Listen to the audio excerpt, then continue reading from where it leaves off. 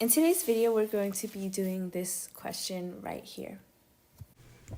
Since I see sine being multiplied by sine, my intuition tells me to use the product to sum trigonometry formulas.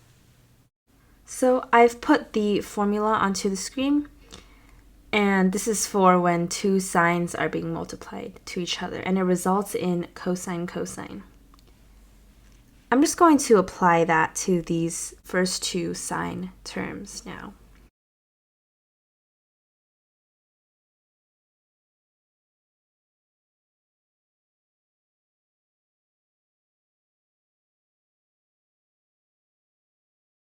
Okay, so I just moved this sine 5 pi over 14 to the front, and I also factored out the 1/2. It's not entirely clear what to do next, as it doesn't really look much better from what we had in the beginning, but I think that if I were to distribute this sine 5 pi over 14, we would get sine multiplied by cosine, so we can use product to sum again. So let's distribute it.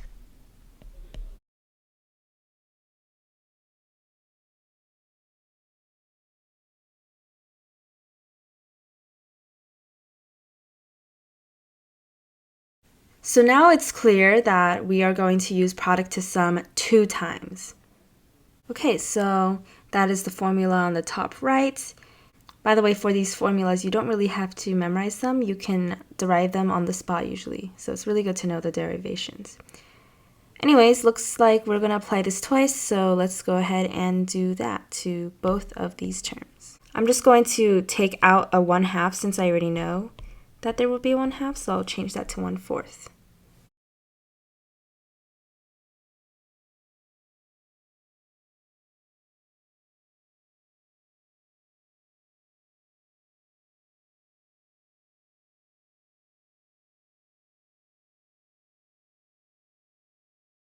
And this is what we get. Okay, and I can also see that this over here is sine pi over 2, which we know is 1, so I'm just going to write 1 in for there.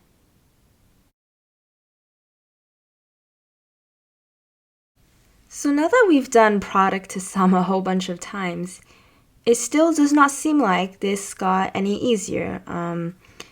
This is pretty bad. We have a minus sign term, and we also have a plus sign term. And these angles don't seem to be useful angles, so this might be some intuition to try a different approach and see if we can take a look at this in terms of cosine. So to convert our sines into cosines, we can use the identity that says sine pi over 2, aka 90 degrees, minus theta equals to cosine theta. Okay, so we can apply that over here. I'll move this to the side. That makes this expression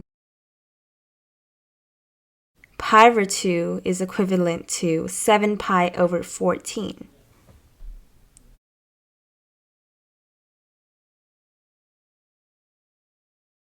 And cosine is an even function, so if you have cosine of negative 2 pi over 14, that's just cosine 2 pi over 14.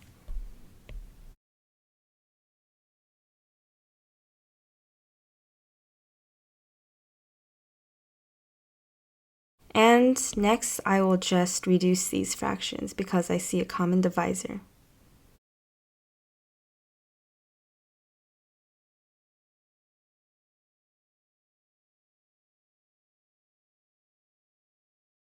And this is where I'm going to introduce roots of unity. This is a graphical representation in the imaginary and real plane of the 7th roots of unity.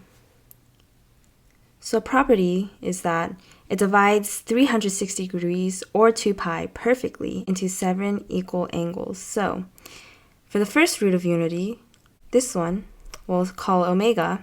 The angle for this would be 2 pi over 7. The next one will be 4 pi over 7, starting from here, of course. And for omega to the third, that is 6 pi over 7. And looking back at what we had earlier after using our trigonometric identities, these cosines are the real parts of the complex numbers, or of the roots of unities. To put this all together, there's another property that we need to include that involves the roots of unities, is that the sum of the roots of unities, each and every one, so 1 omega, omega squared, omega to the third, omega to the fourth, omega to the fifth, and omega to the sixth, these seventh roots of unities will sum up to 0, and that is the case for any nth root of unities. So now we go back to this graphical representation. We have 1 here, and if all of these sum to 0, then it must also be true that these sum to -1, because that's the only way that it will cancel out with this 1 over here to make 0. And remember, I am referring to the real part.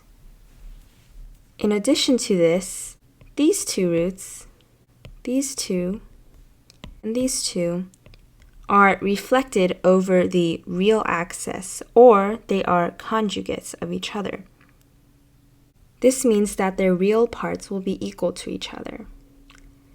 So, therefore, if all of this sums to -1, and the top is equal to the bottom, well then it should make sense that these sum to -1/2. So, the real parts, when you sum the first 3 seventh roots of unities, the sum of the real parts should add up to -1/2. So how does that relate to what we have here though? Well, we do have all cosines, so we are working with the real parts. However, this does not really look like the roots of unities that we are looking for. We want to somehow see a 4 pi over 7 and a 6 pi over 7. One thing that we can do is use another trigonometric identity that states that cosine pi minus theta equals to negative cosine theta.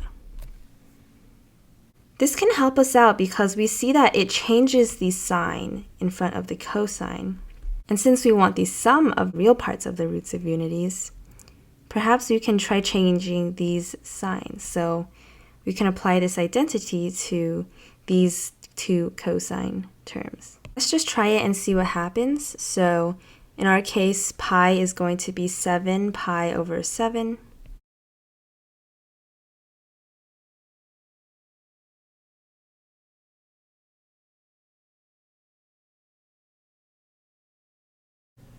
Okay, so this is perfect. This is the sum of the real parts of these 3 roots of unities here, which, as we discussed earlier, adds up to -1/2. I will just write that in. That becomes 1/4 times 1 minus 1/2. And that equals to 1/8. So A equals to 1/8. Thank you so much for watching. Please like, share, and subscribe.